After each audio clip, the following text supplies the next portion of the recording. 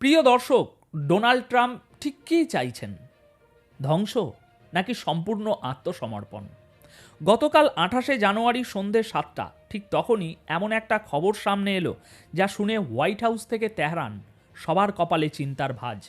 Trump আর কোনো রাগঢাক রাখেননি, সোজা জানিয়ে দিয়েছেন হয় নিউক্লিয়ার ডিল করো, না হয় এমন ধ্বংসলীলা দেখবে যা জুনের হামলাকেও হার মানাবে।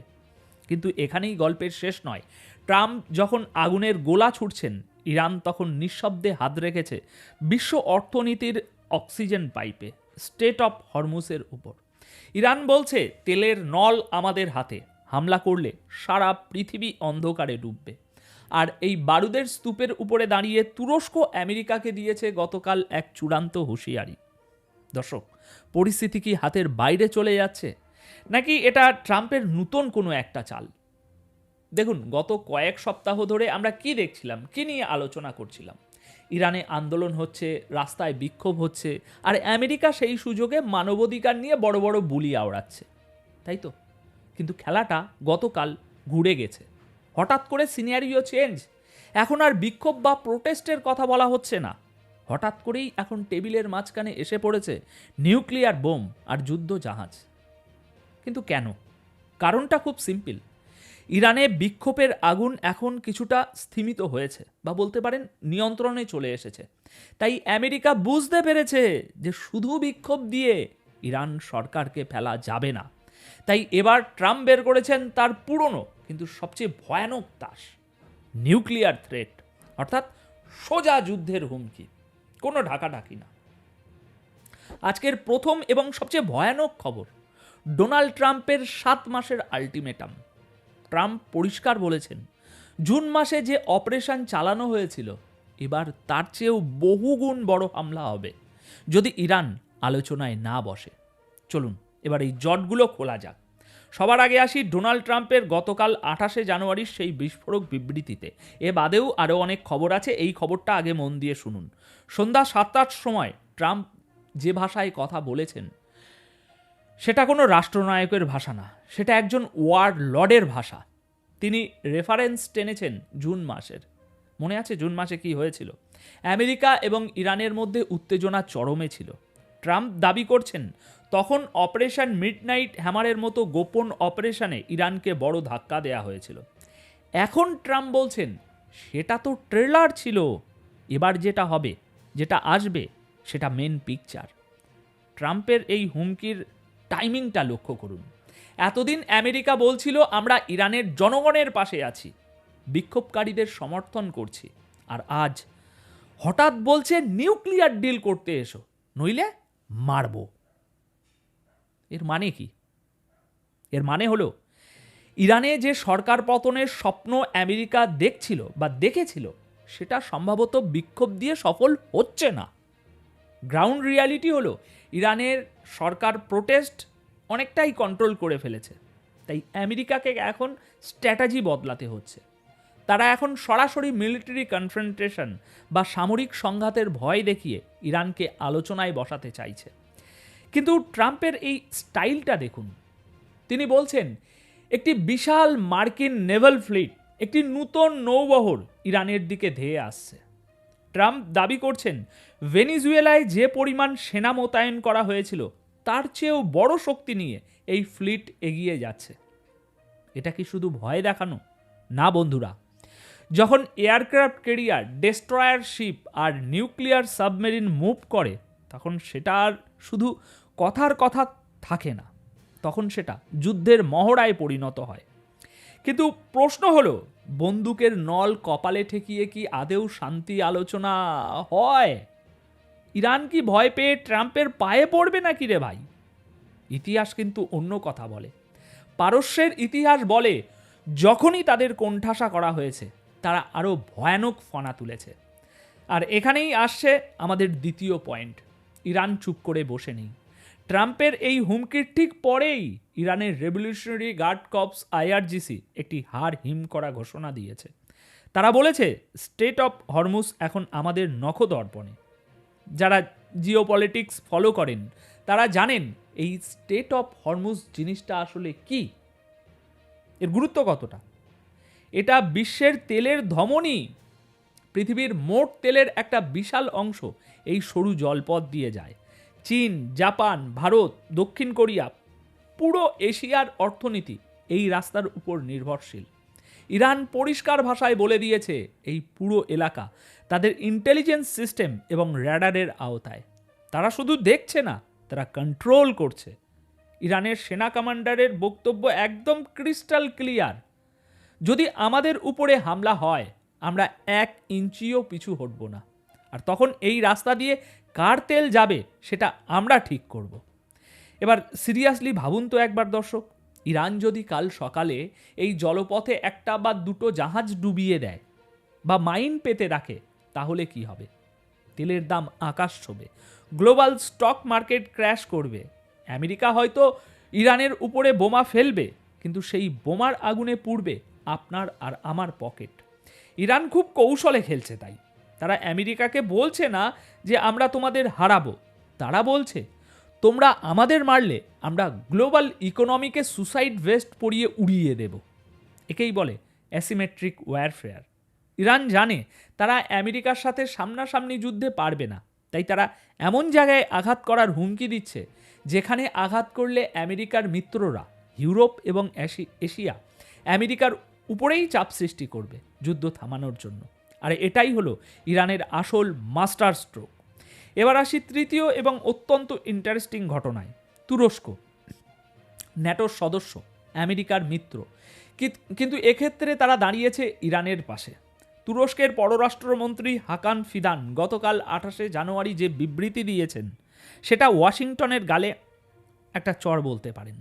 তিনি স্পষ্ট বলেছেন ইরান আলোচনায় রাজি, কিন্তু আমেরিকা যেভাবে এগোচ্ছে সেটা ভুল। আর যদি ইরানে আগুন লাগে, সেই আগুনের আঁচ শুধু ইরানে থাকবে না, পুরো রিজিয়ন জ্বলে উঠবে। কিন্তু দর্শক, তুরস্ক কেন এত চিন্তিত? কারণটা ভূ রাজনীতি। ইরানের ঠিক পাশেই তুরস্ক। যদি ইরানে যুদ্ধ লাগে, লক্ষ লক্ষ রিফিউজি তুরস্কে ঢুকবে। কুর্দি ইস্যু তখন মাথাচাড়া দেবে আরও বেশি করে। সিরিয়ার যুদ্ধ আবার নতুন করে জ্বলে উঠবে। তুরস্কের ইকোনমি এমনিতেই একটু টালমাটাল অবস্থায় আছে, তারা তাদের সীমান্তে আরেকটা আফগানিস্তান বা ইরাক হতে দিতে পারে না। হাকান ফিদান খুব দামি একটা কথা বলেছেন। তিনি বলছেন আমেরিকা যেন শক্তি না দেখিয়ে ডিপ্লোম্যাসি বা কূটনীতি ব্যবহার করে। তিনি আমেরিকার তৈরি করা সেই গল্প ভেঙে দিচ্ছেন যে ইরান জেদি, ইরান কথা শোনে না। তুরস্ক বলছে না, ইরান কথা বলতে চায়, কিন্তু তোমরা মানে আমেরিকা আগে তোমাদের বন্দুকটা নামাও। দেখুন, তুরস্ক এখানে ফায়ার ব্রিগেডের কাজ করছে। তারা জানে আমেরিকার ট্রাম্প প্রশাসন হয়তো হামলা করে চলে যাবে, কিন্তু সেই ধ্বংসস্তূপের পাশে বসবাস করতে হবে তুরস্ক, কাতার এবং সৌদি আরবকে। তাই আমেরিকার মিত্র হওয়া সত্ত্বেও তুরস্ক এবার আমেরিকার চোখের দিকে তাকিয়ে না বলছে। এটা কিন্তু আমেরিকার জন্য খুব একটা সুখবর নয়। মধ্যপ্রাচ্যে তাদের একচেটিয়া দাদাগিরি যে এবার আর সবাই মেনে নিচ্ছে না মুখ বুজে, এটা তারই প্রমাণ। এবার চলুন চতুর্থ খবরে। আমেরিকা কি শুধুই হুমকি দিচ্ছে, নাকি তারাও ভয় পাচ্ছে? এর উত্তর লুকিয়ে আছে তাদের ডিফেন্স ডিপ্লয়মেন্টে। খবর পাওয়া যাচ্ছে আমেরিকা মধ্যপ্রাচ্যে তাদের ঘাঁটিতে অতিরিক্ত পেট্রিয়ট মিসাইল সিস্টেম এবং থার্ড এয়ার ডিফেন্স সিস্টেম বসাচ্ছে। কিন্তু কেন? যদি আপনি এতটাই কনফিডেন্ট হন যে ইরানকে এক তুড়িতেই উড়িয়ে দেবেন, তাহলে এত হাই লেভেল ডিফেন্স সিস্টেম কেন রে ভাই? কারণ পেন্টাগন খুব ভালো করে জানে ট্রাম্প যাই বলুন না কেন, ইরানের মিসাইল ভান্ডার ওই জিনিসটা ফেলনা নয়। ইরানের কাছে এমন ব্যালিস্টিক মিসাইল আছে যা নিমেষের মধ্যে ইরাক, সিরিয়া বা কাতারে থাকা মার্কিন ঘাঁটিগুলো ধুলোয় মিশিয়ে দিতে পারে। আমেরিকা হামলা করার প্ল্যান করছে, এটা যেমন সত্য, ঠিক তেমনই তারা জানে যে পাল্টামার আসবেই। অ্যাকশন এবং রিয়াকশান, নিউটনের এই সূত্র পলিটিক্সেও খাটে। আমেরিকা প্রিপেয়ার্ড হচ্ছে সেই রিয়াকশানের জন্য। আকাশপথে নজরদারি বাড়ানো হয়েছে, র্যাডার সবসময় অন। তার মানে কি জানেন?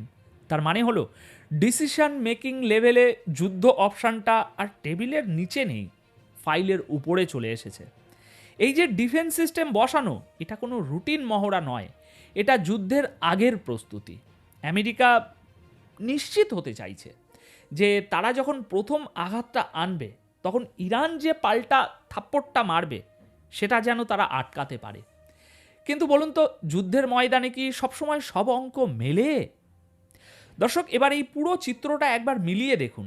একদিকে ট্রাম্পের ইগো এবং নির্বাচনের আগে নিজেকে একটা স্ট্রং ম্যান হিসাবে প্রমাণিত করার তাগিদ, অন্যদিকে ইরানের অস্তিত্ব রক্ষার লড়াই, আর মাঝখানে স্যান্ডউইচ হয়ে আছে বিশ্ব অর্থনীতি এবং শান্তি। আমেরিকা এখন একটা অদ্ভুত স্ট্র্যাটেজি নিয়েছে।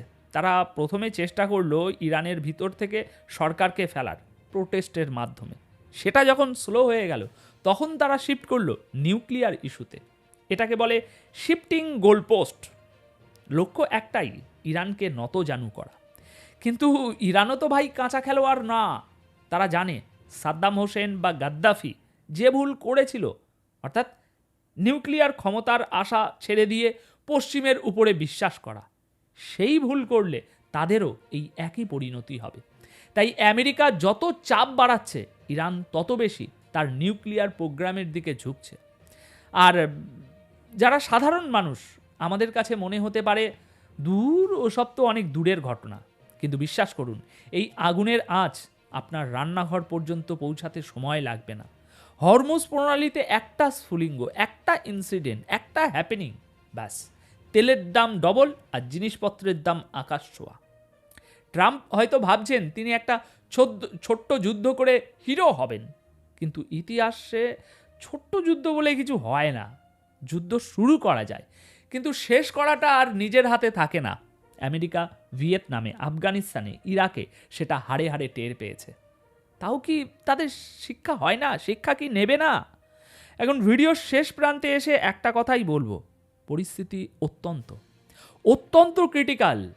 ট্রাম্পের এই জুন মাসের চেয়েও বড় ধ্বংসের হুমকি এবং ইরানের হরমুজ বন্ধ করার পাল্টা হুমকি, দুটোই যদি ঘটে যায় তবে আমরা এক মহাপ্রলয়ের সামনে গিয়ে দাঁড়াবো। তবে একটা আশার আলোও আছে। তুরস্কের মতো আঞ্চলিক শক্তিগুলো এখন মুখ খুলছে। তারা বুঝতে পারছে আমেরিকার স্বার্থ আর তাদের স্বার্থ এক নয়। যদি এই আঞ্চলিক দেশগুলো একজোট হয়ে আমেরিকাকে চাপ দেয়, তবে হয়তো এই সর্বনাশ আটকানো সম্ভব। এখন আপনাদের কি মনে হয়, যুদ্ধটা কি পুরোদমে সত্যি লেগে যাবেই, যা আগামী কয়েক মাসেও থামবে না? মাস তো ছেড়ে দিন, বছরেও থামবে না। সিরিয়াসলি ভাবুন এবং কমেন্ট করে আমাকে জানান। আপনাদের প্রত্যেকটা মতামত আমার কাছে খুবই গুরুত্বপূর্ণ, কারণ মেইন স্ট্রিম মিডিয়া যা দেখায় তার পেছনের সত্যটা আপনারা এবং আমি মিলে এখানে বের করি। যদি এই বিশ্লেষণ আপনাদের ভাবিয়ে থাকে, যদি মনে হয় নতুন কিছু জানলেন, তাহলে ভিডিওটিতে একটি লাইক অবশ্যই দেবেন। আর যারা এখনও সাবস্ক্রাইব করেননি, কি করছেন বস? সাবস্ক্রাইব করে বেল আইকনটা চেপে দিন, কারণ এই খেলার পরবর্তী আপডেট আমিই সবার আগে আপনার কাছে নিয়ে আসব, একদম সহজ বাংলায়। ধন্যবাদ আপনাদের সকলকে।